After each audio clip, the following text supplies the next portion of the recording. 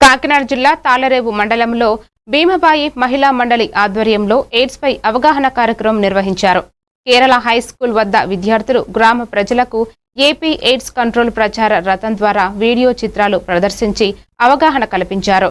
అనంతరం మహిళలు, యువతీ యువకులు నినాదాలతో ప్రజల్లో చైతన్యం కల్పించారు.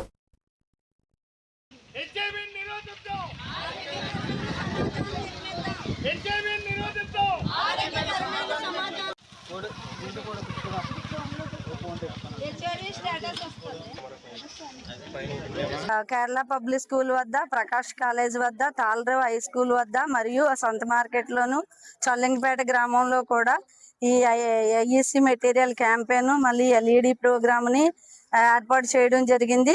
ఈ ప్రోగ్రామ్ ఎందుకు అని అంటే హెచ్ఐవి మీద అవేర్నెస్ తీసుకురావడానికి ఏర్పాటు చేయడం జరిగింది. అందరికీ కూడా యువతలో హెచ్ఐవి ఎయిడ్స్ మీద అవగాహన కల్పించాలనే ఉద్దేశంతో ఈ కార్యక్రమాన్ని ఏర్పాటు చేయడం జరిగింది. హెచ్ఐవి ఎయిడ్స్ అనేది అంటించుకుంటే వచ్చే వ్యాధే కానీ అంటువ్యాధి మాత్రం కాదు. ఇది ఎవరైనా అక్రమ లైంగిక సంబంధాలు పెట్టుకోవడం వల్ల హెచ్ఐవి అనేది వచ్చే అవకాశాలు 100కి 90% ఉంది.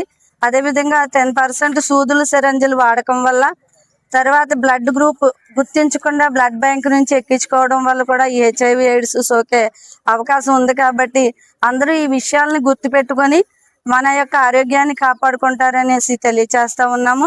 అదే ఈ విధంగా హెచ్ఐవి ఎయిడ్స్ సోకిన గర్భిణీ స్త్రీ నుండి